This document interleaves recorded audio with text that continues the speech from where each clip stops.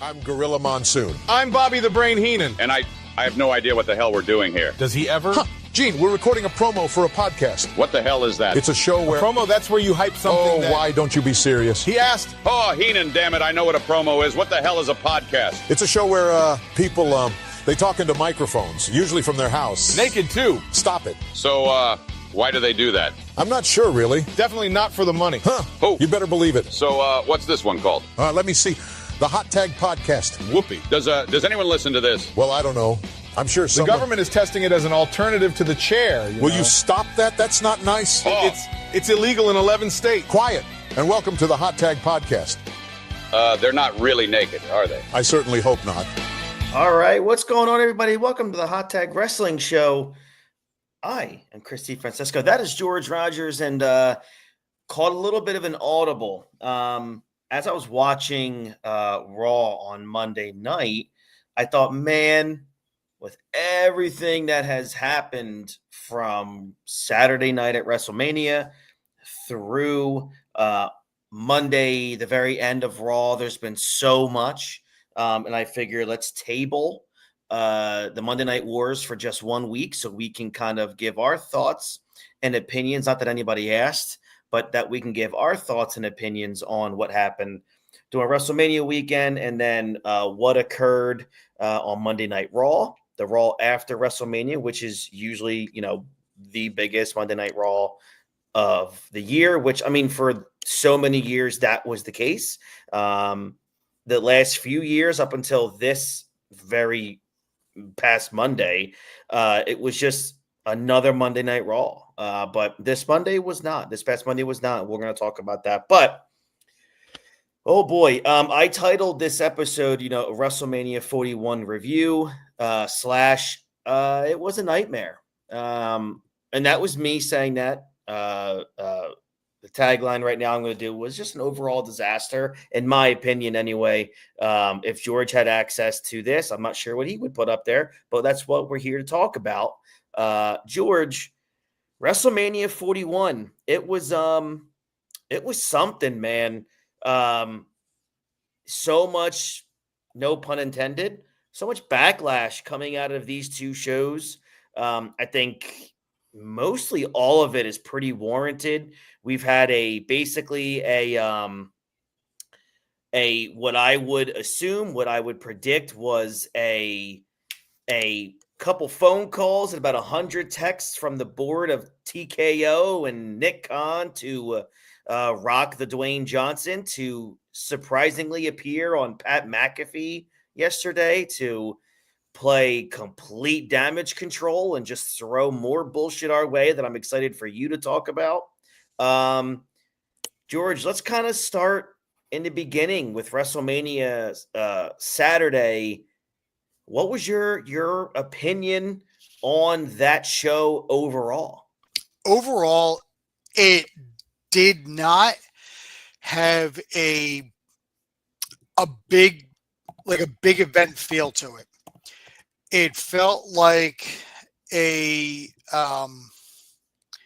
middle of the road sort of pay-per-view, like a No Mercy or like Fully Loaded or like Unforgiven would have been like back in the day. How like they were just events that happened at the month because you had to have a pay-per-view once a month. Like it just felt like an event.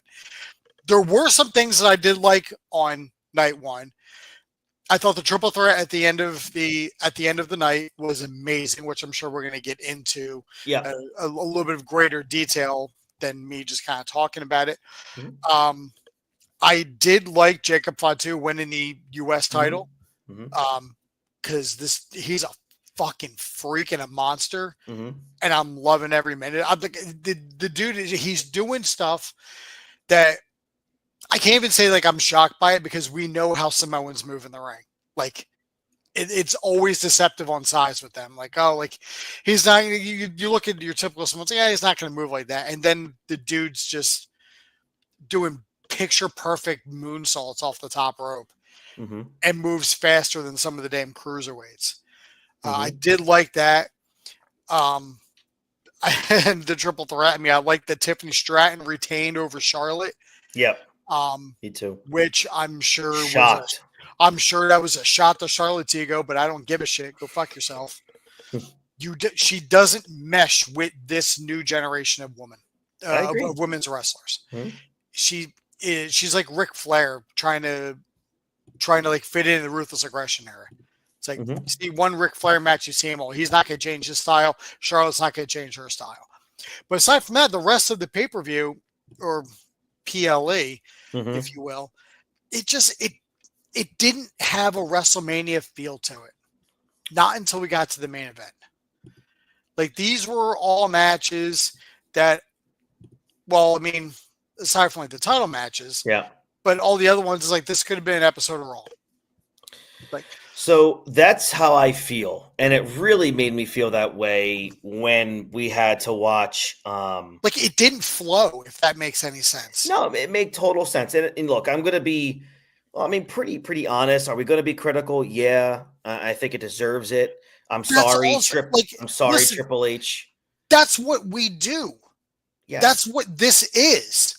This isn't just us telling you something that happened.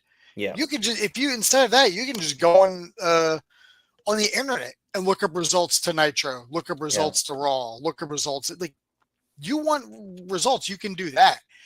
People don't listen to us because they want us to fucking tell them what happened.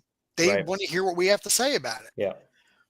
And I know like Triple H said, that he wants people to kind of turn off the brains and just kind of enjoy it. Some people should. I agree. I get it.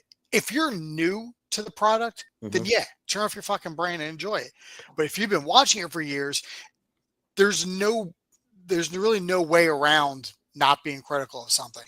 It's like it's like the MCU, where the MCU started in 2008 with Iron Man, where we are now. Of course, now when we look at an MCU movie, we're overly critical of it. Like, oh, well, how come this wasn't here? How come they didn't mention this? Why is this not fit here? Like, that's just how we are. We're looking at it when you've been watching something for so long. It's really just kind of ingrained in you to just kind of be critical of it because it's a part of your life. It's I'll say this to Paul. It's almost like saying that out of spite now. Just call him Paul. I'll say this to Triple H. Into Meltzer. Yeah, who I will give credit to later on. Don't give him credit for anything. Well, he nailed it. He nailed it months ago, before anyone did. So I got to give him credit there. But he got lucky one time. I'm not giving him credit for that. That's a big one.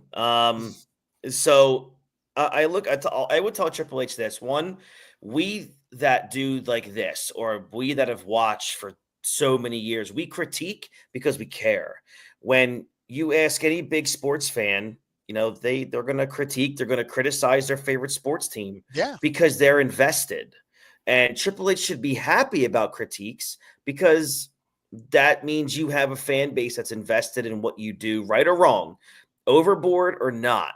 You have a fan base that cares enough to go on a platform like this, or go on to X, or go on Facebook or Instagram, or just go to their friends during texting, watching your show. They care. Okay. So that's what I would say to him is, I don't critique because I just want to be an asshole. I critique because I've invested, countless hours of my life over the last 30 years to the product of World Wrestling Federation, World Wrestling Entertainment. So yeah, I'm going to critique things because, one, am I a professional wrestler? No, but I can tell by this point of my life what a good story looks like, and where a good story might be able to go, and where a bad story can go. And am I wrong? I'm wrong all the time. But again, like Eric Bischoff has said before, just because I don't like it doesn't mean everybody else has to not like it either. There's a lot of things that I don't like that George loves. There's a lot of things that George loves that I don't like about wrestling.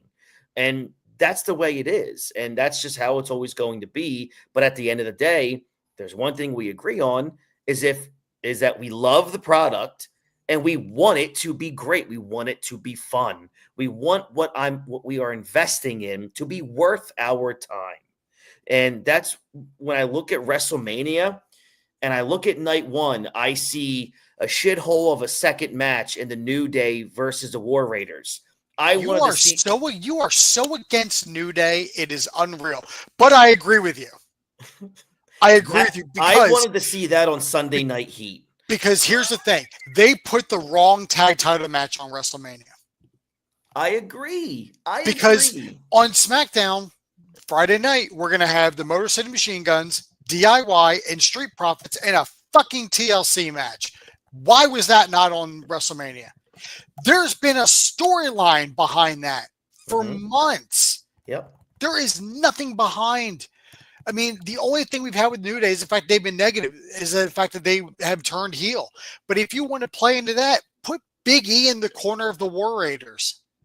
Have him out there. He can't take a bump, but have him out there so that way when the New Day does win, they can like look and like rub it in his face and like, look, we got these without you. Like, go fuck yourself. And then when they eventually lose them, New Day or like Big E can be like maybe a part of that loss, maybe like distracting the ref or like pulling on a foot when they're running off the ropes, like simple shit like that. That like a manager would do. But they didn't do any of that. This was just a fucking tag team match. Please tell me the attraction of the New Day in 2025 to you. I've always loved Kofi and I love Xavier. That's my attraction. I think they are a good tag team. That's my attraction. But this heel turn that they've done has fallen so flat because they turned them heel and then have done nothing. That goes back to the booking. It's not Kofi and Xavier's fault that they're not doing anything. They're doing what they're being told to do. If Triple H books it out and he goes, hey, we're going to have you go out and just cut a promo, like that's what you're doing. It's like, all right, well, if they're heel, why don't you have them go out and just start facing tag teams and winning through heelish ways? Yeah. Low blow, sneak attack, shit like that. Why am I not seeing any of this? I do not want someone who's just turned heel or face to keep coming out week after week cutting the same fucking promo on a consistent basis. It does nothing for me.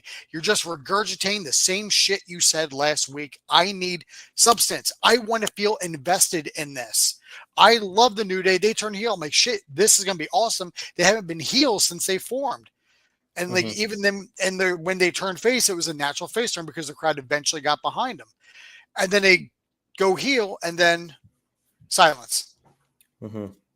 They've been booking the tag team division on SmackDown infinitely better than they have on Raw.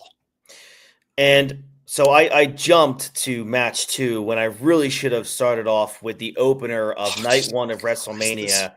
I mean, you want to talk about the polar opposite of night 2's WrestleMania opener. If it wasn't for what happened on Monday Night Raw, I would say that Gunther is dead in the fucking water. Yeah, boy, oh boy, I'll tell you. But he came out on Raw, and I mean, we'll get to that. But he came out on Raw. It's like, all right, he's not dead. Yeah, there's still life there. Terrific storytelling on Raw, but that wasn't on WrestleMania Saturday night 1. It fucking wasn't. Look, I get the fan attraction of Jey Uso, which I think people just really like him because of the Yeet bullshit, which I can't. I am not a Jey Uso guy in the least. If anyone wants to listen to how terrible he is, just listen to the press conference after WrestleMania on Saturday. One, I'm pretty certain the dude was hammered. Which is kind of a red flag for both Usos at this point. Yeah, very much so. But he's like just Scott Hall at this point. It's abominable to listen to. I mean, I can't stand the dude. And the fact that he cannot work as a solo. Gunther had to dumb down his performance because of Jey Uso. And we all knew that Jey was going to win the World Heavyweight title. I didn't. I was so certain Gunther. I was so certain Gunther was going to retain because I, like a lot of people, like you and like Dean, I'm sure, I don't see Jey Uso as a main event player. You can call yourself main event all goddamn day. Shawn Michaels called himself main event and backed it up in the fucking ring. Oh, yeah. Jey Uso is like, I may have been Jey Uso. Like, I get it. That's your nickname, but you are not a top level competitor in my eyes. No. Through the presentation, No. you have not shown me Mid-card Jay that you can piss with the big boys, to use that term. I mean, that's a term that like our grandparents say, oh, you want to piss with the big boys, huh? But, why don't you bet some real folding money? Some shit like that. But like, cause it's like he won the Royal Rumble, but it's like, dude, you eliminated John Cena, like great, and a few other people, but you haven't beaten Seth one-on-one. You're not facing CM Punk. You're not facing. I mean, like you faced Roman a while ago, and like it's like, dude, who have you beaten to make me believe that you're a main event caliber contender? If that makes any sense to you. No. What about who do you think? Who do I think should have like won the Rumble over Jey Uso, or if you weren't picking John Cena, and obviously we don't want Jay, who would you have had win? I guess Punk. I mean, unfortunately for that, if Punk wins, you do take away the main event from this. But I mean, either way, you would have had Roman and Seth, or you would have had Roman and Seth one-on-one. Yeah. I honestly don't know, because they haven't really built anybody else up, and that's I agree. That's their struggle. Fault. That's a problem. That's their fault. Yeah. He was their fail-safe, basically. I mean, that you just go with the guy who's really popular right now at that time. Because even if I try to think of SmackDown at this point, right? Yeah. Who's a fucking main event caliber player on SmackDown? Priest? Drew. I mean, like maybe Drew. Yeah. Drew and Gunther going fucking toe to toe. Yeah, please. I mean, you could have had Orton come back and win that. Orton, I mean, a wild stab in the dark. Sheamus, I would have bought Sheamus. You know who else I would have bought? And you're going to hate me for it. I would have bought Logan Paul. No, I wouldn't. Fuck you. I would have. No, I would have bought Logan Paul. I don't want to see a title on a celebrity. I didn't like it when he was U.S. champ. The celebrities come in, do your little fucking match, and then go piss off somewhere. I don't need you holding fucking titles hostage. That's like that shit that Brock did when he was champion, and then would disappear for 5 months. Yeah, and then not get stripped of it. Jack Tunney would have stripped Brock Lesnar of that title. I think Logan Paul is going to be a world champion within the next 2 years. Go be a fucking world champion on like TNA or some shit. Because I mean, he's got like a 5-year contract. They just fired Alberto Del Rio from AAA, so that title's now up for grabs. Give him that one. Yeah. So that was just a real bummer of a first match to me, because we're all big Gunther fans, but it's just when the bell rings, man, I just have nothing. I have nothing for Jey Uso. I just don't. And I mean, Jimmy sucks too, but I just think they're great as a tag team. And I think the buck stops there. If you want Jey to win, and you want people to be shocked, and you want people to be shocked about it, I would not have done what they did here. You did 3 splash off the top, put Gunther in the sleeper hold, and then Gunther tapped out like almost immediately after being in the sleeper hold. Awful finish. Nobody should ever be tapping out to a sleeper hold. No, especially Gunther to Jey Uso. If you want to tap out to a sleeper hold, then don't make it a sleeper hold. Make it like the $1 Million Dream to the Cobra Clutch. Tap out to that. Right. Because that's not just sleeper hold, because you got the arm in. I don't have to tell you. You fucking know. Yeah. But here's what I would have done. Just have Gunther like dicking around, and then when Gunther goes for the powerbomb, pull the old Shawn Michaels Triple H jackknife pin from SummerSlam 2002, and you surprise Gunther, and that's how you get the win. I think that would have been perfect. Do that, and then then the crowd will really fucking pop. Yeah, I agree. That was a terrible finish. I wonder if they were rushed to that finish, because it just can't. I mean, I couldn't believe Gunther basically tapped out within 5 seconds. And it was awful. If P.S. Hayes produced that match, then he should be ashamed of himself. Go back to Bad Street. I think the most shocking match of night one, because we were all stunned by how really well it was done, was Jade Cargill and Naomi. Yeah. I give massive credit to Naomi for being the quote unquote ring general of that match, but I'm going to give a lot of credit to the trainers at NXT down at the Performance Center, and then two, Finley. Yeah, and I give and then I give credit to Jade Cargill for just her improvement, how great she looked in that match.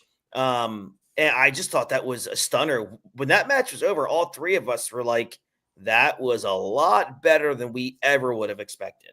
Yeah, I expected that to like go to shit real quick. I agree. Shut the fuck up, Dean. You ain't even on here. I thought you were going to join us. Oh, I'm watching the Lakers. Oh. Probably. I don't know. I don't even know if they're playing. Don't worry. He'll comment on that in a second. He's watching Andor. He's probably watching Andor because Andor started last night. Oh, that's right. 3 episodes, right? Yeah. Was it 3 episodes? I thought it was a 3-episode drop. I'll wait till it's finished and watch it one shot. And then so I don't get disappointed. You brought up also all the credit to Jade Cargill's outfit because thank you, Jade. Yeah, right. Thank you for showing us what we didn't know we wanted to say. Oh, you're not wrong. Dean said he didn't get an invite. I'm going to send him. You said it earlier. Hey, we're going to record. Dean, you can be on too. I know. I sent him an invite, so let's see what he does. So and then you go in, and you already talked about it, which was a terrific match, which was Jacob Fatu against LA Knight. I think we all pretty much knew that Fatu was going to be the guy to go over here and get his time to shine. But I was expecting Solo to try to interfere, then have like Fatu knock him over and be like, I don't love you, Solo. Yeah, and I thought this was a spectacular match.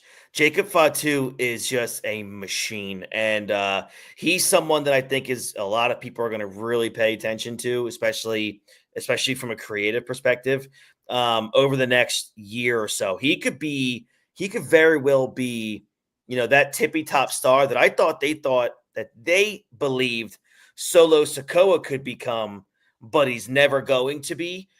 Jacob Fatu is that guy. I think he's a star. I don't think Solo will ever get higher than to kind of put it in the terms of that family. I don't think he'll get higher than like Rikishi status. Where like Rikishi was never, I mean, he was never really. But he was never seen as, he wasn't getting, he got like one title shot, and that was in the Armageddon Hell in a Cell. I mean, that was kind of it. Yeah. But I mean, he was basically put in that match to take that bump. Yeah. Because everyone else is like, I'm not doing it. And he's like, he's like, fine, I'll do it for The Rock then. Right. The next match, which would have been, I think, a lot better, but it's really not WWE's fault. I'm not sure it even should have been on WrestleMania, even with the original idea, which was Rey Mysterio Jr. versus Chad Gable or El Grande Americano. Rey Fenix was the replacement. It was what it was.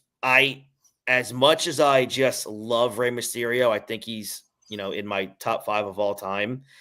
I wouldn't even probably have had that match on the WrestleMania card, but I guess Rey is Rey, and so he should get a WrestleMania match. But man, what a buzzkill this was! Because I mean, right after this match, you go right into Charlotte Flair and Tiffany Stratton. Real quick, just kind of go back on the Rey Fenix El Grande Americano. By the way, great entrance for El Grande Americano, where it was basically like Stars and Stripes Forever being played by a mariachi band. Like that was pretty good. Although I did see some people on Twitter trying to rage bait that and be like, that seems offensive. It's like, oh, get the fuck out of here with that. Yeah. When you get offensive, go talk to Akeem the African Dream. There's your fucking offensive. Agreed. And if Rey couldn't go in that match, like don't scrap the match entirely, like because Gable's a hell of a worker. Excuse me, El Grande Americano was a hell of a worker and a freak of nature. We talk about it all the time with them. Yes, we do. Make it a 6-man tag. Put Rey Fenix with Joaquin Wilde and Cruz del Toro to go against El Grande Americano and the Creed brothers. Yeah, why not? Like give the Creed brothers a WrestleMania moment. Like put them in the match because let them perform in front of the big crowd, and then you save your Mysterio and El Grande Americano match for somewhere down the line, like depending on what Rey's injury is. You do that at SummerSlam. I agree. It's a great idea. Do you think they hold off unmasking him until that match? Unmasking El Grande Americano. Because that's what it's all leading up to. Yeah, I can see that happening. Maybe even. I wonder if I don't think they're going to pull a Mr. America where he came out and took his mask off during a commercial break at SmackDown. Not knowing the severity of Ray's injury, that could be a backlash type thing. Maybe even a Money in the Bank reveal. I at some point would like to get at SummerSlam. I would like to get maybe Dom versus Rey Mysterio. So that we've seen Dom and Ray so many times, but you make it for the Intercontinental title since our boys got that now. Exactly. And we'll obviously get to that. But next match is Tiffany Stratton came in as a champ, left as the WWE Women's Champion against Charlotte Flair. They got almost 20 minutes. Man, what was it's funny how Dean hops right on as we talk about Charlotte Flair. Here we are. Brother. He's gonna, so he needs a filter to give him a blonde handlebar mustache when he's on this, or just wear like a red bandana So as I said right before I brought Dean on, of course he logs right on as we get to Charlotte Flair. Fuck her. So George and I guess Dean as well. I mean, we all were kind of stunned when the end of that match ended up being Charlotte Flair not winning the women's championship. I don't know what that means for Charlotte. I'm sure she'll get a rematch down the line because they just put her in title matches at this point anyway. But what was your thoughts, George, on that match? That was a very personal match. Mm-hmm. That was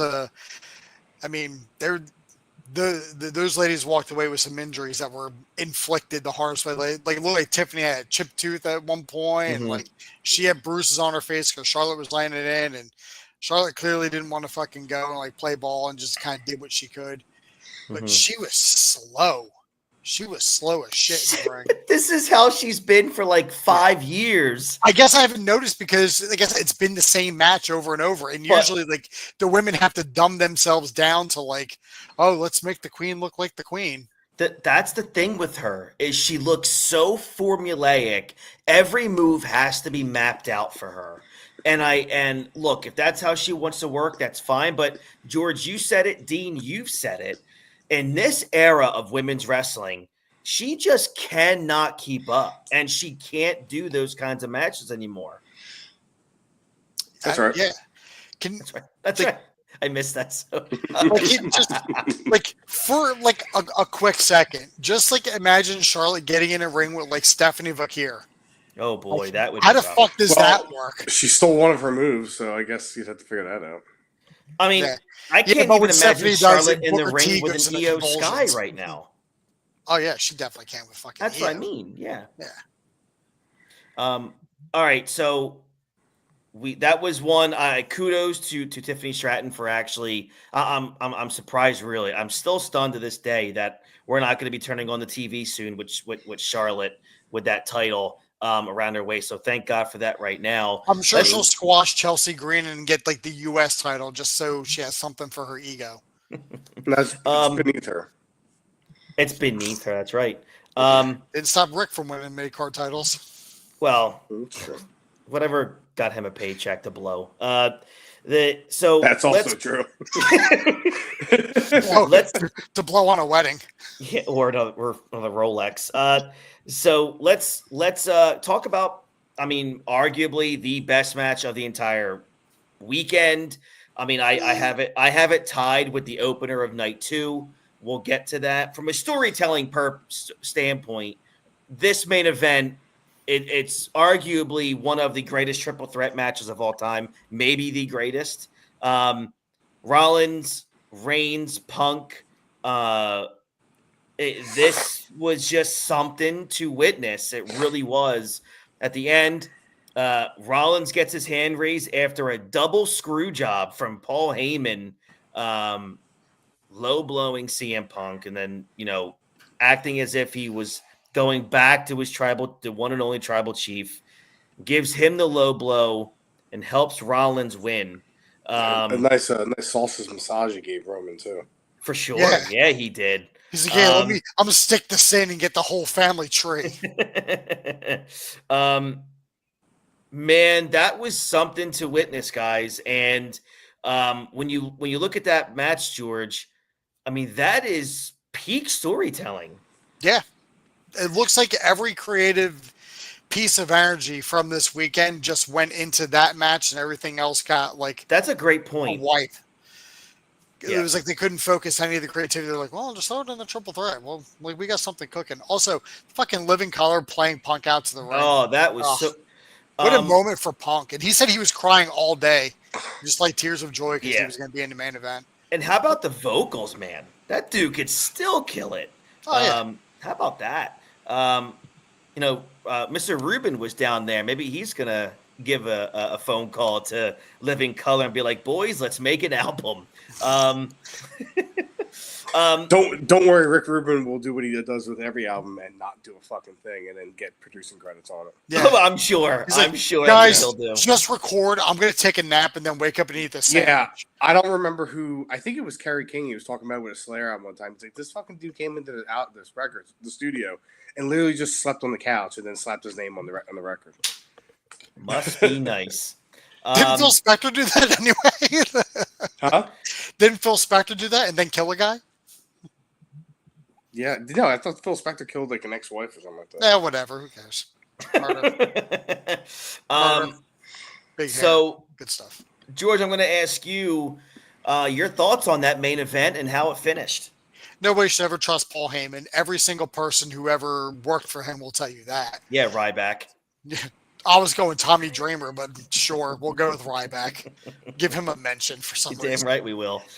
I mean, it was like you said, it was peak storytelling, and this is exactly what Seth needs because he's bland as shit, and I'm tired of the cackling as he's wearing ladies' clothes coming down to the ring. Like, I'm over it. Like, you need a change, and this is it. This is gonna put him right back to being the number one guy, I think. And I will say this, and I said this before, and I was glad he was getting his flowers online. He was on fire the last month leading up to this match. I mean, he was carrying this whole feud on the mic, which is something I didn't expect, and I'm a mark for Seth Rollins. And I didn't think he was going to be able to carry this storyline basically by himself, but boy, oh boy, he stepped it up. I think it's one of those things where I agree with what you said, George, earlier, where, Triple H must have went up to him and said, we're strapping the rocket again to your ass beginning tomorrow, 2 nights from now. He's like, another one? So, let's, do whatever you have to do, become the architect for this program, and we're going to move forward. And just looking at that bill and kind of going back on it, you see that like every time Seth came out and was cutting a promo or saying, he was basically pitting Punk against Roman the whole time. Yeah, he was playing one against the other while he was in cahoots with Paul Heyman behind all of it. Agreed. So we're going to get to more Rollins when we talk about Raw, but let's go into night 2. So overall, out of a 10, George, what would you have given night 1? A 6. How about you, Dean? I think a 5. Yeah, I was right around a 5 or a 6. Mainly because of the main event. Yeah, I agree. That was, basically like if we had a regular pay-per-view, it was a 1-match card. All right. Fuck wasn't a Charlotte match. So, I mean, let's a 1-match WrestleMania that basically describes every WrestleMania from WrestleMania 12 to WrestleMania 16. Yeah, you're not wrong, man. All right, so let's go to where all the controversy is. Whoa. Uh-oh. Whoa. You mean to tell me that WrestleMania 14 is a 1 match card? Oh, I'm sorry. That one's a 2-match card. There you go. May I ask what the second match is? Taker and King. Yeah, that was the 1 match I was talking about. Oh, then Shawn and Austin. And WrestleMania 15 is barely a 1-match barely card. Yeah. Because whereas that was the start of all. Man. Yeah.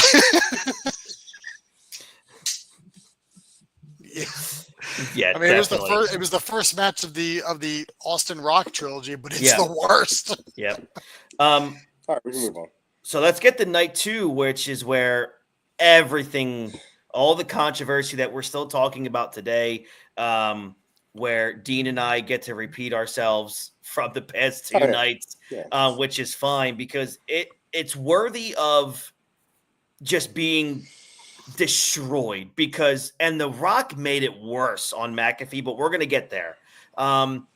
The show opens up with probably the biggest banger of the entire weekend, which was Io Sky retaining the title against Bianca Belair and Rhea Ripley. That Guys, shocked me the most. holy cow, was this start to finish? This is like something that even with the men down at the Performance Center, you show them this match. Like, holy cow. People, I mean, I can't even name a single botch in this match where, I mean, these 3 women were just spectacular. These are the 3 best in the business, 3 of the best that maybe I've ever seen. Just spectacular. I mean, kudos to them, ladies. That's one that everybody will remember. Next match was also really good. So, and then the third match we'll get to as well, like back-to-back-to-back bangers here for night 2. Drew McIntyre beating Damian Priest. Also a great one. Damian Priest has really settled in, George and Dean, as like this guy that you can trust to put on really good performances in big spots. Yeah, and Kerry King playing him down to the ring. Yeah. And the funny thing is, I was sitting here, it was like as it started, and I was like, hey, that'd be pretty cool if like Slayer could have played Priest out to the ring. And then, like, I'm starting to look as it starts, I see the guitar in the arm, and I text Dean immediately. I'm like, Kerry fucking King. Dean, like, when did he rejoin Slayer? Slayer's just doing a handful of reunion festivals. Well, I don't think he ever left. No, he didn't. They retired. That's what I meant. Yeah, that's what I mean. When did he come back? Yeah, okay. They did like 2 festivals last year. I think they're doing one this year and then one next year, and then they're kind of done again. They're kind of done again. Okay. Yeah. Well, to preface real fast, they said they were done touring. They never said they were done playing. Gotcha. They're not going on tour anymore. Okay, gotcha. Great match there. Then you have the one that we were all hoping would have the finish that it did, and thank God. Dominic Mysterio becomes the WWE Intercontinental Champion after defeating Braun Breaker, who came in as a champ, Finn Balor, and Penta in a fatal 4-way. George and Dean, are we already done with the Penta experience? Oh, I like Penta. Oh, I think so. I'm so done. That dude it almost kills somebody like 3 times a match. I'm here for it. That's it. If you're not almost killing somebody as a luchador, are you even a luchador? We'll find out in AAA soon. I like Penta. Yeah, I mean, I enjoy him, and he gets a big stay. And good for him to get. And then him and Ray Phoenix just immediately right at WrestleMania. I mean, Ray Phoenix is kind of I don't want to say a happy accident, but a good circumstance for him. But I mean, shit. At least there was something for the Intercontinental title. And it wasn't just shelved. No, I agree. No, it was a great match overall, for sure. Man, Dom has really just come so far in like such a little in such a small amount of time. And I said this to George after night 2. I said, man, if you're Braun Breaker, you're like, oh man, I'm coming to my first WrestleMania. I'm going to drop the title of Dom Mysterio. And then, Triple H tells you, oh, well, here's your plan for Raw. Dom, you can take this. I'm good. Yeah. He's like, Dom, you take this, and he like slips like a $5 at him. Hey, the chicky tennies are on me tonight, big guy. So yeah, great match there. Then you get to, I mean, look, we were kind of robbed of I think was going to be a great match. It actually had a decent build until Kevin Owens, suffered a neck injury. So Randy Orton didn't have a match. It's his 20th WrestleMania. Orton comes out in his 20th, basically like him as his original navy blue and yellow Oh, tights. as which soon was as I saw awesome. those, tights, I was like, wait a minute. I went and looked it up at like his debut. I'm like, son of a bitch, it's the same color. Yep, that was That's sick. awesome. Yeah, I recognized them immediately because they were those weird shorts with like the Yep. Adidas stripes on the sides for some reason. Yeah. Yes, yeah. And he did that fucking overdrive move. That was awful. Yeah. So we get a replacement as in Joe Hendry, which the crowd went bonkers for. They went banana. Apparently it was pitched. I just want Tina to do that every single time. Oh man. I sent Dean a text at 7:30 on Sunday. I was like, hey, I know who Randy Orton's opponent's gonna be.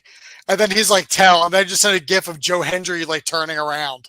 Oh like, my gosh. I didn't think it was actually gonna happen. Yeah, and then 2 hours later, here he comes. But hey, I said his name and he appeared. He appeared. Yeah. I believe in Joe Hendry. So that was awesome. It was great. What a great moment. The future is going to be massively bright for Joe Hendry in the WWE, I think. There was also a lot of rumors that were pitched on Jeff Hardy possibly getting that spot. Look, that would have been maybe an even bigger pop if Hardy's music would have hit. George, are you happy with Hendry? Would you have liked to see Hardy in that spot for a fun WrestleMania moment? That would have been cool for. It would have been cool for for Jeff Hardy. But remember, they already had that when they showed up for that ladder match. Like they got their big. We didn't know they were going to come back moment. Mm-hmm. It's good for Joe Hendry because the dude is so over and he got over so naturally in TNA. Like just became the world champion not long ago. He shows up on NXT, and it was great for him to just show up at WrestleMania. The crowd went fucking nuts. They loved it. He did, yeah. And kind of think about what that's going to do for TNA. Like their world champion was just on a major stage viewed by, the entire world. Right. Now they all they have to do is find out what channel Access is on, and they can watch Impact. Yes. Good luck. It's different at every house. All right. So now we get to Logan Paul versus AJ. I thought the match was spectacular. I absolutely hated the fact that AJ didn't go over here. Again, this is where, and look, I like Logan Paul. I think he's the best celebrity they've ever had. I don't even look. He's not a celebrity anymore to me. He has a 5-year contract to be. He said it multiple times. He's like, if they need me to wrestle every single night, then just book me and I'm there. I think Triple H is using Logan Paul as a less is more right now. As long as they don't go to Japan. What about LT? What about LT? He was easily the best celebrity. Yeah, he got the main event WrestleMania. Yeah, That's all right. right. Come on, That's a dummy. good point. I'm sorry. So, and then I hated the idea of, again, Logan Paul. They're using one of his lackeys to show up again. I didn't need to see Killer Cross. That was irrelevant. I'm at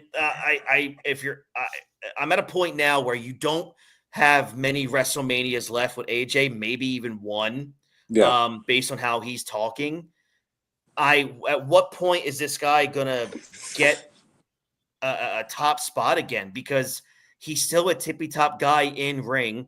When he cuts a promo, he's damn good. George, what does AJ have to do here? Have him win Money in the Bank. That would be ideal. That would be great. Like, why the fuck not, right? Yeah, I'm with you. That was, again, just another match where I thought, all right, look, Logan Paul can be great, but he doesn't have to just keep winning every WrestleMania. Like, considering what happened on Raw, and then obviously the video that was going around on Twitter. It looks like they are building Karrion Kross up for something, and AJ's probably going to be part of it. Yeah. And I'm not sure what it's going to, but from what it looks like they're probably just going to rebel against part-timers and then go from there, or like celebrities. I don't know where it's going to go, but if they're going to let Kross roll and they're just going to give him the mic and let him fly, shit, this may work. And AJ, if it gives AJ a program on a weekly basis and we get to see him, I'm here for it. I agree. If we're getting AJ every single week, then yeah, I'm okay with I it. feel like with some of these storylines, they skipped over WrestleMania and then tried to book past it. Like they were looking past WrestleMania for some feuds. I think based on what we're seeing now, I think you're right. I think they see what's coming ahead. Next match, Lyra Hey, Valkyria. not for nothing, but Logan Paul's actually lost a lot of matches. Well, what is he, 3-1 at WrestleMania? Yeah, he is, but like he's lost a lot of other matches too. Like he's Yeah, lost to yeah. Reigns, He doesn't go over that Cody, often. Seth, Damian Priest, Drew. He's lost a lot. I'm surprised because I was thinking the same thing. Like all this guy does is win, but he's right around 500 in his WWE career. Mm-hmm. I mean, he hasn't wrestled a lot, but Right. All right. Interesting. All right. So next match, Lyra Valkyria and the returning Becky Lynch, who was able to, at least in the minds of George here, Becky was able to brother her way into this match. I'm not the one that called her Becky Hogan. That was Dean that called her Becky Hogan. Oh, I thought that was you. I'm sorry. I stole that. I stole that because I sent you guys those videos of her video with the NWO theme over top of it. Yeah. They become world women's tag team champions, beating Liv Morgan and Raquel Rodriguez. Spoiler: it did not last that long. As long as Kane's world heavyweight title. But at least Kane got to hold that to the main event, right? That's true. All right, so let's get to the reason why really we're here right now, and that's the main event of WrestleMania itself, which should have been one of the biggest main events of all time. John Cena going up against Cody Rhodes for the WWE Undisputed Championship. Cody Rhodes obviously coming in. He was the champ for well over a year going into this match. We have been super critical, and I think I've been very fairly critical of the build to this match. I felt since the second John Cena turned heel and since his first promo on that following Raw, I felt has been just complete weak sauce on in my opinion. And I think the end of this whole program really proves that, of how that ended. And it kind of goes back. Let's just go back to where this started. Everybody, John Cena wins the match and becomes a 17-time world champion with help from The Rock. Oh, that's right. Not The Rock. Travis Scott. Somebody way more important. Yeah, someone way more important to Hunter Hearst Helmsley helped John Cena become the record-breaking 17-time world champion. I don't know if you saw my tweet I sent out, or post, whatever they call them. And it was like the thing that pissed me off the most about the main event was having to hear Travis Scott's music play and then John Cena acting like Thor when Thor saw Captain America lift Mjolnir for the first time. That pissed me off so much, seeing John Cena's face. Like, he's like, that's it. I can't lose now. He's like, I knew it. We got it. Oh, man. Oh man! I saw the clip the other day today, and I was just like, Jesus fucking Christ. So here is the. It was like he had that same look on his face that like Edge has in that GIF where it's like, yeah. Like. So I'm gonna read Dean's tweet exactly. Wait, make sure you get the right one because some of the other ones are not. Yeah, I'm sure. Are not hot tag friendly. No, this is it. I'm the best PG. Where the bleep was The Rock? Question mark. What was the entire point? You put the question mark. You're welcome. You're welcome. Right, because look, a legitimate question. Not yes, because grammar on X is not necessarily a high point. Well, usually Dean writes out the punctuation marks. Where the bleep was The Rock, comma, question mark. What was the entire point of inserting yourself into this when you couldn't even be bothered to show up? Instead, we get dog shit Travis Scott and had to watch Cena act like he was Thor watching Cap pick up the hammer. So this is this whole rivalry was spawned from The Rock. Mm-hmm. The turn of John Cena, according to Dwayne on Pat McAfee, was The Rock's idea that he personally pitched to John Cena. It worked. You got John to make the almighty turn. And then we see a random appearance at Elimination Chamber. The best of random appearance, not to cut you off, Chris, was Bad Blood when he came out and just did this. Right. And then Great walked stuff. away. Storytelling. What an and art. Then nothing until Elimination Chamber for that. And then didn't even mention that either. Yeah. So this all starts out of the brainchild of Rock the Dwayne Johnson, and we don't get anything after Elimination Chamber. Not now. This is what when I said this in a voice message to Dean, he was like shocked when I said it because he didn't think of it. We didn't get one tweet about the entire build. We didn't even get an Instagram reel from Dwayne about this whole build up. And then when John I didn't even realize it. I didn't even realize that there was. And then when I didn't realize that you said something. And then when Cena wins, still crickets. Yeah. This was the worst booked main event ever. I put it above Hogan in WrestleMania 9 because there was really no meaningful, record to that match. Or, Brett wasn't going for a historic win. Hogan wasn't going for a historic win. This is John Cena in his final WrestleMania ever, going for record number 17, the biggest number in the history of wrestling because it's 17 world championships with one company. Not Ric Flair winning 16 or whatever with 7 different companies. The fact that The Rock couldn't even make an appearance in Las Vegas for the whole weekend is such an issue. That could be true too. So that's a good point. My wife just brought that to my attention. I think The Rock actually talked about it, and I'm going to kind of give everybody The Rock's response to this. I'm going to read it word for word from the Pat McAfee show. So according to The Rock, when speaking to Pat McAfee this past Tuesday, The Rock never wanted to continue his involvement in the biggest angle since probably the formation of the NWO. So here's what The Rock said. When we were moving forward with John and this idea of him getting crowned at WrestleMania and becoming number 17 and being a heel champion, I knew then the best thing for the final boss, we've established this idea of Cody Rhodes' soul. We can always come back to that. There's your cop-out number 1.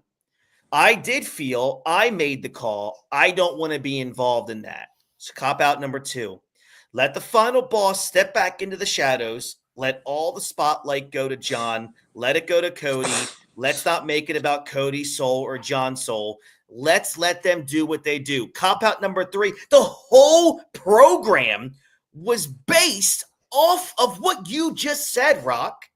The only reason this is happening is because that let's not make it about Cody's soul or John's soul. That's the way this came about. Yeah. And even if you wanted to just act like that didn't happen, then why was Travis Scott there? You know what I mean? If you wanted, that's the biggest question I have. If you wanted to just be like, you know what? Let's just nix this. John and them do their own thing, and we'll figure something out for the future. That's fine. But you had Travis Scott come out. Yeah. Who was there when John turned heel. So that's what doesn't make any sense about what The Rock is saying at all. And what is his obsession with turning Cody heel? Like, I have an idea of why he wants to turn Cody heel, but he's obsessed with turning Cody heel for some reason. Well, why do you think he wants so we can get the WrestleMania payoff with him?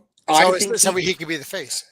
Because I don't think The Rock really wants to be a heel, even though he's great at it, because he wants Cody to be the heel so he can be the face and he can get the belt back on Cody. He can beat Cody for the belt and then drop it to Roman at WrestleMania.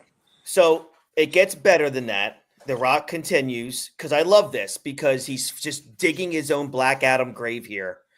I called John after Elimination Chamber, spoke to him, called Cody, and said, I think the final boss's work is done here. We've established it. Well, my job is done.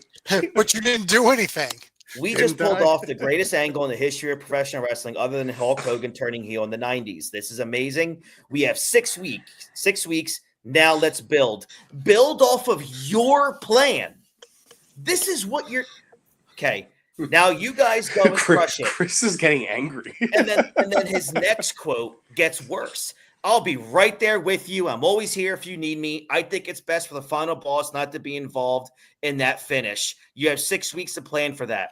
Guess what? It's okay if you don't want to be involved with the finish, but you should have been right there up until WrestleMania weekend, because to this day, which is the biggest hole in the entire fucking thing, the entire hole here is we still have no idea why Rock wanted Cena to turn on Cody, and we don't know the motives of why Cena agreed to The Rock going to him to turn heel. It was never, ever established to this day. All it was the next week, John Cena talking about, wah, wah, wah, you fans never appreciated me. Like a bitch, like a total bitch promo.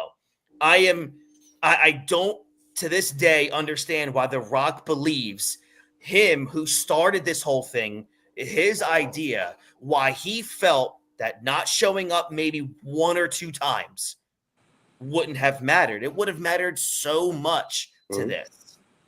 And The Rock pays attention to social media. So he had to have seen people saying, hey, hashtag on Raw or SmackDown and saying, oh, I wonder what The Rock has to say or what The Rock has to do with this.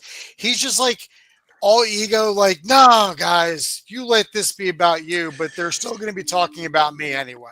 But somebody commented on a post of his and said something about, is it true that you're not working Mania?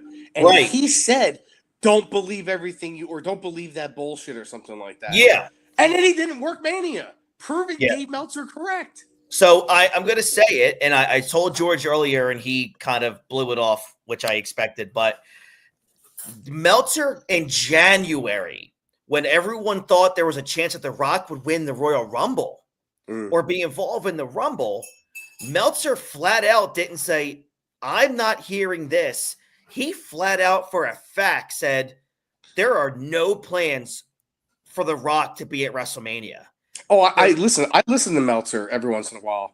And I remember him saying that. I didn't realize it was January, though. Like, when you said he said it back in January, I thought he said it like 2-3 weeks ago. It was back in January because everyone's like, oh, is The Rock going to win the Rumble? Is he going to be in it? And that was when Meltzer just came out and said, the Rock's not even going to be he's not even in the plans for WrestleMania.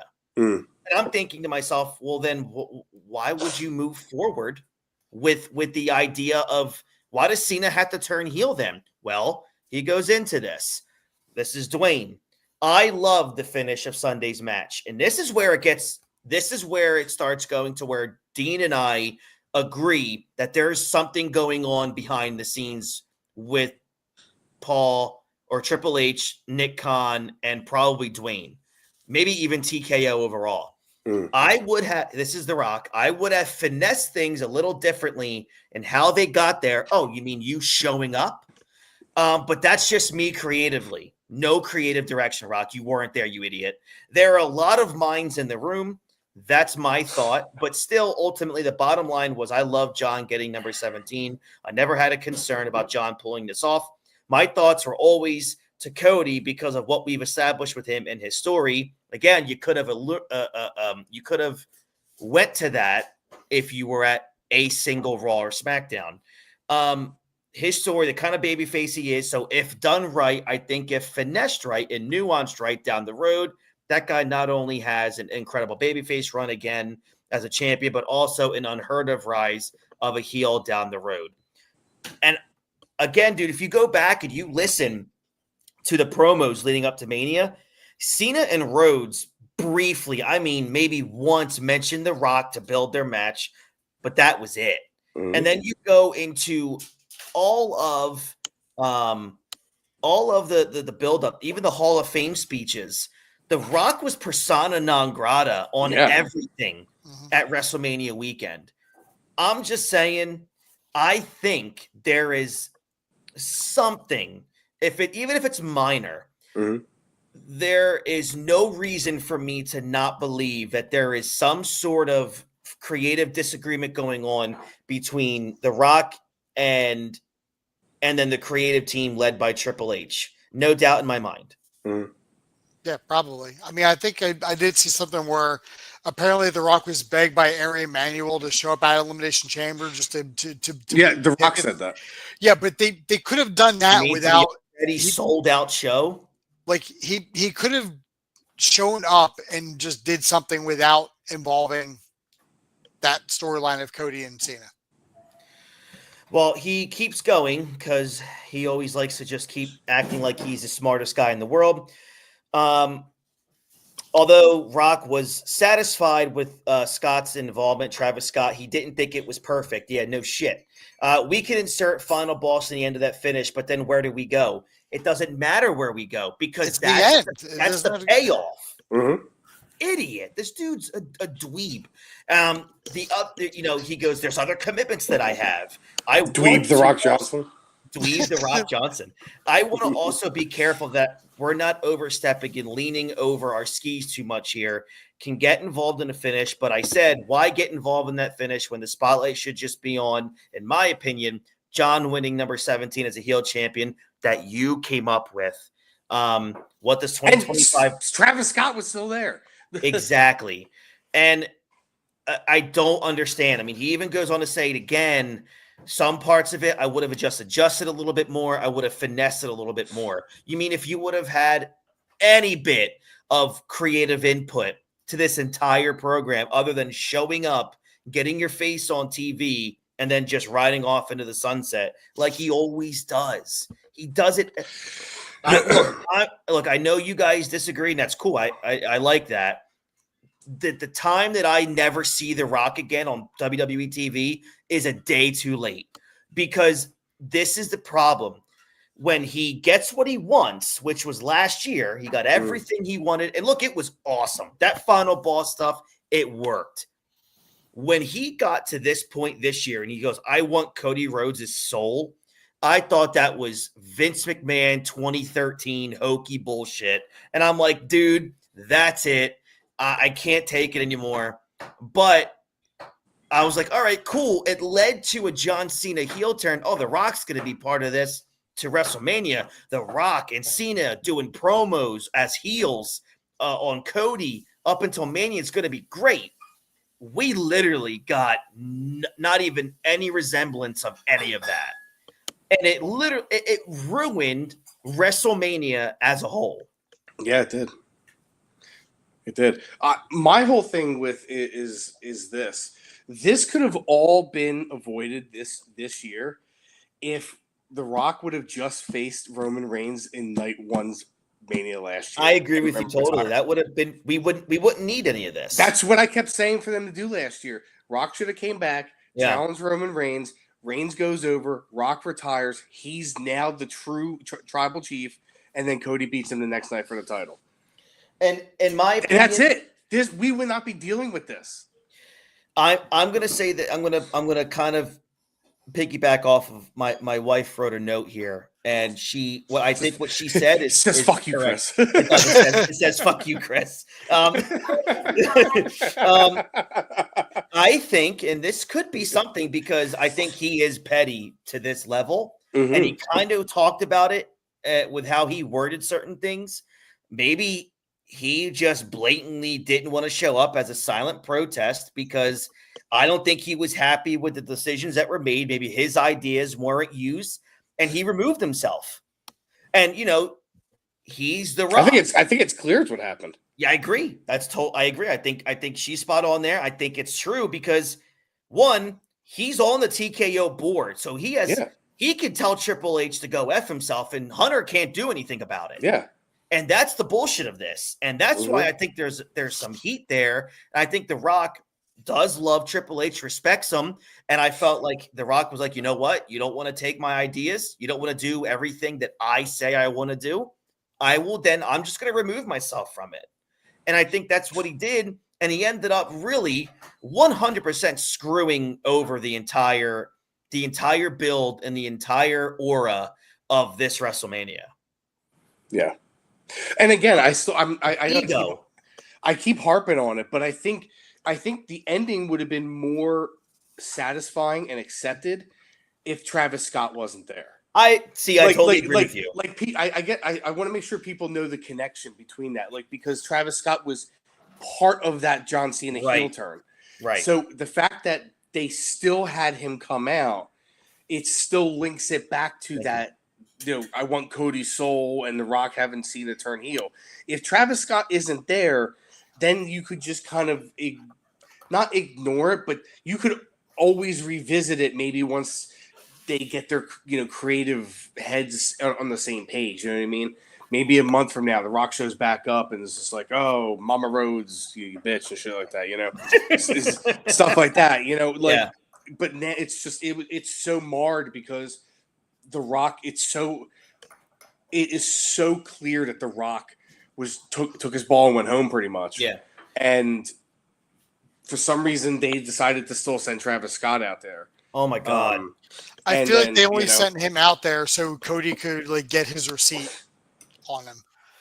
I wouldn't even consider that a receipt, man. Cody legitimately got punched in the face, and then he just puts a wrestling on him. Knocked the shit. Like, at least kick the dude in the dick or something like that. So my thing is, if this is where I question the creative genius of Paul Levesque, knowing that there's no Rock, knowing you don't have the Rock. You honestly can sit in that gorilla position and think that sending Travis Scott out there in the main event for that to create that finish is going to look good on your entire company. It's not going to scar that whole finish. I don't understand it. I don't understand what the logic behind it is. It really because I remember sitting there going, "Oh, Travis Scott's coming." I was like, clearly, here comes The Rock. I thought the whole we time. all thought The Rock was going to follow. And then he didn't come out. So, and I was just like, okay, what's the point of this? Yeah. Yep. And it's clear, even in the post the presser, there was no mention of The Rock from John Cena. When Cena was on McAfee on Monday, not one mention of The Rock and that whole build and how it came together. Mm-hmm. And just like that on Raw, we've already completely moved on from The Rock and we've even moved on from Cody Rhodes, and it's right to Orton at Backlash for that one-off. And this is it. Now Triple H is assuming, like Vince McMahon did, that wrestling fans don't have a memory and that we're not going to remember how this all ended and how this build went to Mania. That is where I have a problem, is because Triple H, he's basically said it on the interview, thinks we're all retards and that we're just going to let bygones be bygones and not remember that at the show of shows, one of the biggest possible main events in the history of your company was an utter disaster. Mm-hmm. That's my issue. George, what says you? Am I wrong on anything? Am I overboard? No, you're 100% on. 100%, Chris. It just really bothers me because I was so excited to see Cena and Cody Rhodes main event at WrestleMania. There's so many ways it could have been done, like without The Rock's involvement, and they took like the worst way to make it happen. I just don't know why it even really became a thing, because it seemed that when the first Raw on Netflix, that was completely gone. He was coming out and he was all chummy with Cody Rhodes. They were on Instagram Live drinking together and stuff like that. And I think, George, I even said it to you one day. I was like, I guess that story is just done. Yeah. And then all of a sudden it popped back up, Yeah. Because the Rock showed on NXT the next night, hammered, fucking slurring his words. Which I mean, I guess if The Rock really had no legitimate plans, then I guess that makes Punk's promo on Raw after Elimination Chamber, where he called Dwayne a bald fraud. Mm-hmm. I guess that makes that a shoot, brother. I mean, yeah. So, I mean, another note here was handed to me, like, could be a long shot, but let's just say, remember back when Shawn oversold for Hulk? That was, because Hogan wanted to take creative control of that whole program. And Sean's way of giving Hogan the middle finger and saying, screw you, I'm just going to make you look so bad the entire time. Maybe Triple H was super unhappy with how maybe Rock wanted this whole thing handled and how he wanted to insert himself in Travis Scott and how others made him feel. Maybe this was Triple H's screw you, Rock, in a way, by saying, you wanted Travis Scott a part of this. I'm going to let this see through, and you're going to see how bad it is. Maybe. It's possible.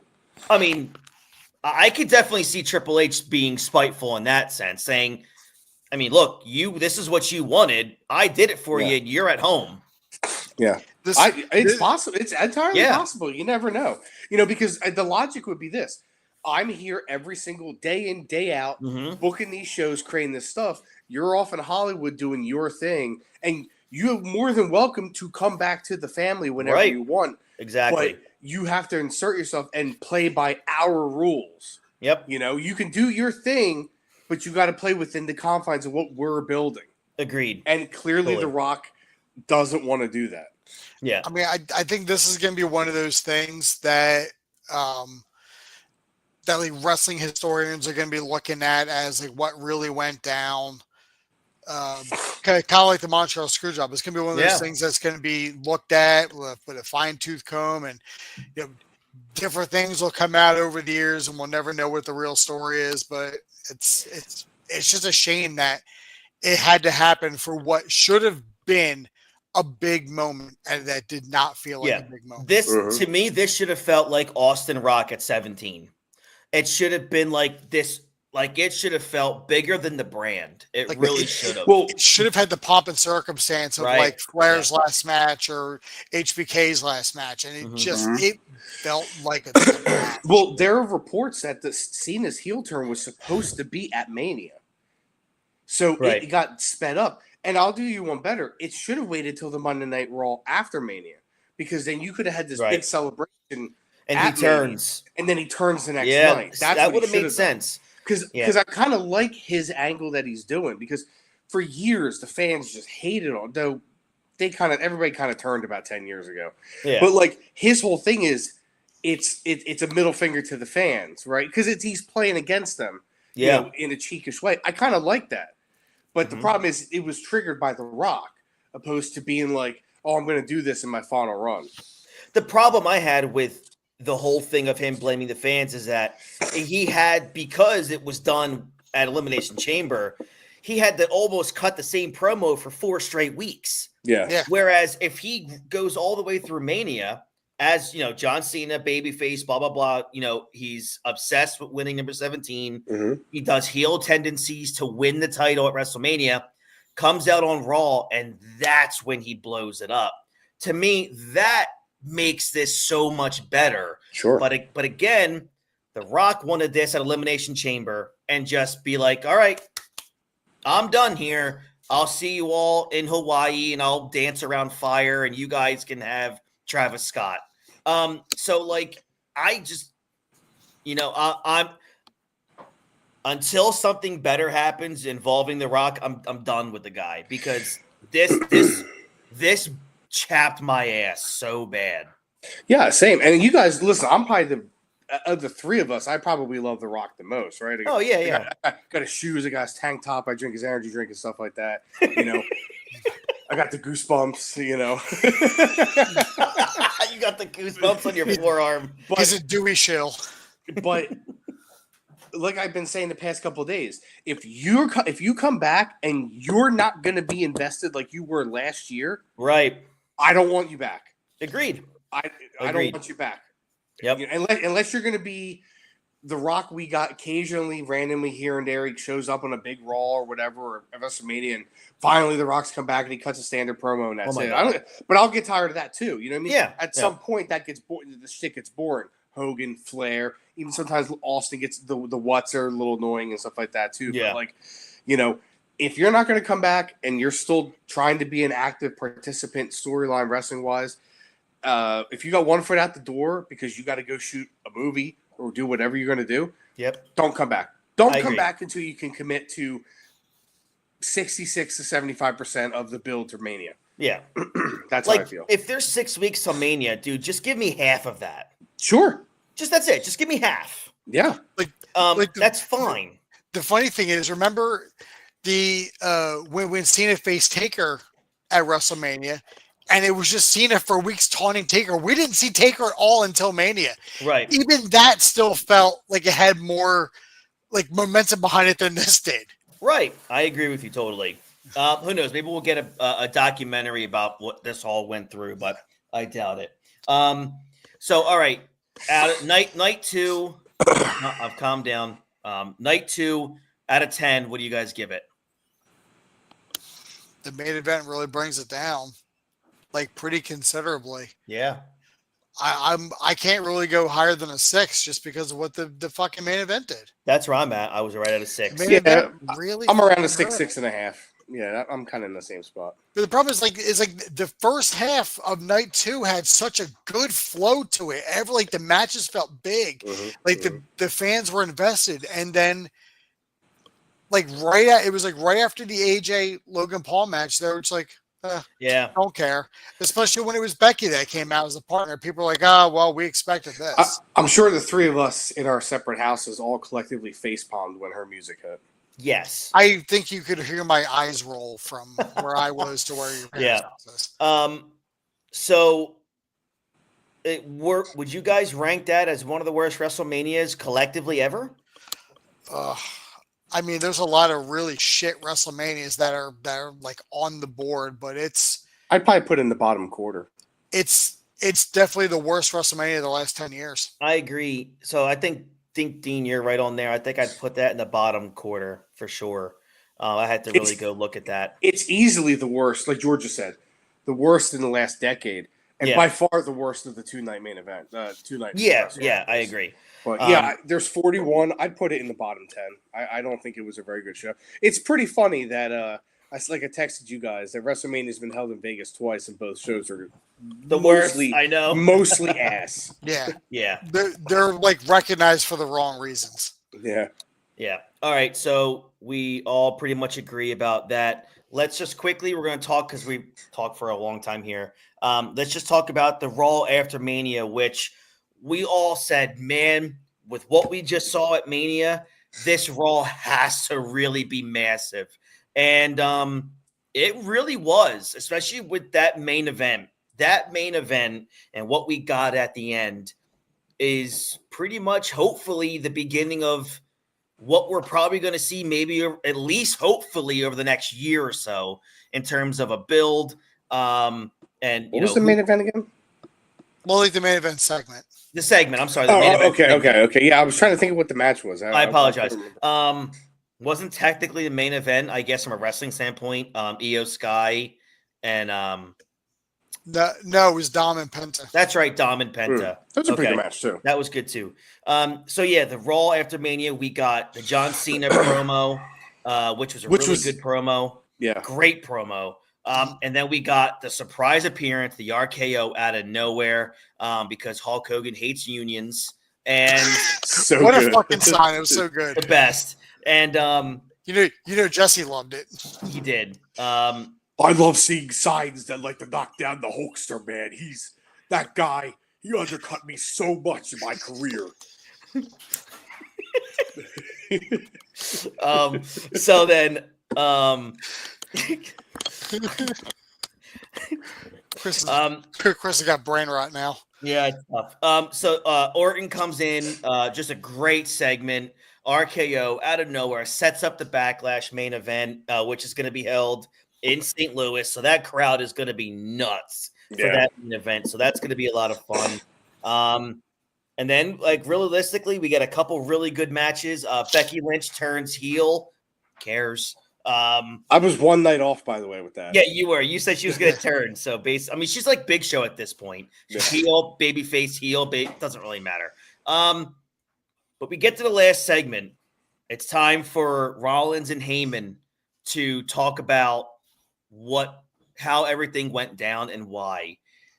Then CM Punk's music hits. We don't get anything out of Rollins right away because here comes Punk. Punk comes out, taping his wrists. He gets beat down. here comes Roman Reigns, which I did not expect Roman on Wrestlemania. Here comes Roman. He comes in, does his thing. He Superman punches Paul Heyman. Here we go. Corner, going to hit the spear. The show's going to end with Roman pointing to the skies as always. Gets massively speared out of nowhere by a guy in a hooded in a zip up hoodie, and it's Braun friggin' Breaker joining Paul Heyman and Seth Rollins to end that show. Boy, oh boy, guys! Like we've been saying for a while, I'm admittedly I've done it here. I'm like, man, I'm just not seeing anything in Braun Breaker to tell me this dude's gonna be a superstar.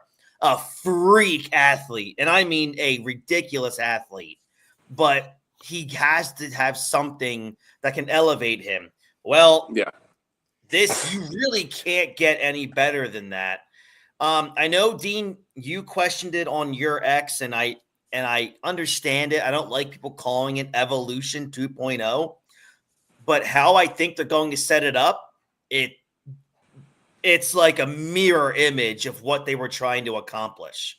I think Triple H and Rollins are around the same age when Evolution started, because I think they were actually a little bit young. Rollins and Triple H might have been younger. Triple H was born in 1969. 2003 was Evolution. He would have been 34. So Rollins is 38, and Braun is young, younger than Batista was, that's for sure. And you got Orton. I'm assuming a guy like Austin Theory is going to join that group. I feel like they've got, and then obviously, the mouthpiece, I guess you can consider Heyman like what Flair was, but Flair was working, was doing matches. But that's why I wouldn't. That's why that doesn't make sense. It's not Evolution to me. It's more the Dangerous Alliance. Yeah, that's where I'm getting but with a Rollins as like the clear leader of the pack, yeah. You know what I mean? But it's more so going to be the Dangerous Alliance. I agree. George, what were your thoughts when it happened, and where do you see it going right away? I mean, when it happened, I was shocked in the spirit. I was like, oh, like, who the fuck is this? But then, like, as soon as he got up, I saw, like, I was like, yeah. But then when he got up, I was like, oh shit, this is gonna do fucking wonders for Braun Breaker. And then obviously everyone's speculating that Becky could possibly join as well, since she just turned heel also. That's probably a little on the nose, but if it's going to be like a Dangerous Alliance, then yeah, it would fit in a way. I think I see them adding maybe a tag team to it, and then they eventually kind of get all the gold. Like obviously Rollins will probably beat Jey Uso to get the World Heavyweight title, to kind of stick that knife in a little deeper on Roman. Braun gets the Intercontinental title back. Then you get like a tag team who wins the tag titles. Like I said, Austin Theory. He is tag teamed up with Grayson Waller. He's a bit of a doof, but with a personality change here where they both get a little serious, it could definitely do wonders. Orton was a doof before Evolution. Yeah. So this could definitely do wonders for a couple guys like that. Yeah. And I was thinking, because I was talking to one of the guys I work with, Daniel, and he was like, what would you even call this group? And I was like, fuck it, you can call it the Dangerous Alliance. We got Heyman there anyway. But then I was thinking about it. I was like, Heyman constantly, or I was thinking about Rollins. Rollins constantly calls himself the Visionary. Why don't you call it the Visionary Alliance? Yeah. That works too. Yeah, I'm very interested in seeing where this goes, even by Raw. I would love to see them do a thing where they show up on both shows. Yeah. And almost like, not like a recruiting thing, but just to further advance this a little bit. But we'll see where it goes. I'm sure The Rock will join the group at some point. And also, let's not forget Gunther smacking the shit out of Michael. Oh my gosh, yeah, that was Pat McAfee. That was wild. I don't think McAfee's guys were supposed to jump the barricade. That's what security was running at him. Because the way security was blocking them, like, who the hell are these guys? I actually thought they were fans until I saw the one guy. I'm like, oh, I know who that is, because I just watched the Rock interview on McAfee, and I'm like, oh shit, that's the McAfee guys. But I don't think the security knew that right away. But that was a wild scene. That was a great segment. That looked like a shoot, especially with Michael Cole. Michael Cole did a great job with that. Dean, what was your thoughts on the Raw after Mania, especially after it being very lackluster? Listen, I the Raw after WrestleMania is one of the few Raws I actually watched throughout the year, and I thought it was pretty good. The 3 matches I think we got, I thought were for the 2 of them were full matches, and the one you had Becky and them lose and stuff like that. But I thought it was pretty solid. I'm excited to see where this is going to go with Rollins and Heyman. Yeah. You can already kind of tell by the demeanor from Rollins that he might be shedding that like goofy, cackling, wild man gimmick. He come out and dress in yellow suits and stuff like that's fine too. But like he had a different demeanor about it. It felt very architect. A little calling back to the Monday Night Messiah too. Like that was. So I'm excited to see that because I like a serious Seth Rollins. And I thought Cena's promo was really good. Really good. And I was just thinking about the other day, and I just Googled it to make sure. He's got 27 appearances left. God, it's not that much. On his contract. There's only 36 weeks left in the year. So, he's going to be at all the pay-per-views. Okay, yeah. And you figure he'll show up probably on – he's SmackDown's champ, right? Yeah. Mm-hmm. So, I mean, he's the undisputed champion. He should be on both shows, but yeah, he should. John Cena's got carte blanche. So that's like pretty much. I mean, he can pretty much work almost every week for the rest of the year. Right. Yeah. So that's not too bad. Yeah. When you think about it like that. Yeah. It was good to have a good, really good Raw after Mania on Rusev Day. So that was always nice. Mm-hmm. So shout out to Rusev for coming back. It feels good to be able to openly celebrate Rusev Day again in America. I know. I don't know if feels good. I don't know if you saw, but Lana has a Legends deal with the company. Yeah. I don't know why she's got a Legends deal, but but they're also they reconciled back in March. I had no idea. I thought they were still like separated because she wanted to do host shit and he wasn't with it. Yeah, well, good for him. All right, so that wraps up this show. Next week will be your regularly scheduled program. I won't be here. Yeah, Dean won't be here, even though it's WCW, which is weird because he's a big WCW guy. He's waiting until we get to good WCW. He knows we're doing Dungeon of Doom and fucking Z-Gangsta, and he doesn't want to be anywhere near that. I understand. No. When you guys start talking about greed and sin and Blood Rising, I'm there. We'll get Dean when Vince Russo shows up. Yeah. It's a work, bro. All right, so if you guys are watching on YouTube or you watch this, like this video, subscribe to the channel, and ring that bell for notifications. Thank you guys so very much, George, Dean. I really appreciate it. Everybody who's been downloading the show, it's been incredible numbers. Thank you so very much. Head over to SeatGeek.com right now. Use our code HOTTAG for $20 off your very first ticket purchase. Same thing with Manscaped, HOTTAG20 for 20% off plus free shipping on your order. And of course, go to alphalion.com right now. Get all your workout supplements. We got the summer coming up. You want to go to the beach? Alpha Lion will help you achieve your goals. Use our code HOTTAG for 10% off your order. All right, guys. Thank you so very much. For George Rogers and Dean Holzapple, I'm Chris Francesco, and we'll catch you guys down the road. Have a great one, everybody. Bye-bye.